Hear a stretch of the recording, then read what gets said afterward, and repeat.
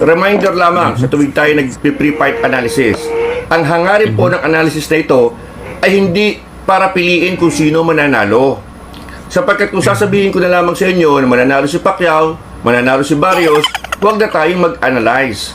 Ang hangarin po ng pre-fight analysis na ito ay mailatag. Mailatag ang kalakasan at kahinaan ng dalawang boksingero. Ano ang mga critical na factors na maaaring mag-decide ng labang ito? So kung sasabihin ko yung kahinaan ng isang boksingero at sa tingin nyo kalakasan yun, abay doon kayo pumunta sa kabilang boksingero.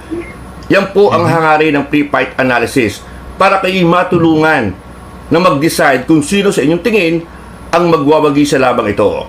And with that said mga kaibigan, simulan po natin ang ating pre-fight analysis. Ano ang mga bagay-bagay na maaaring mag-decide ng labang ito? Number 1, age and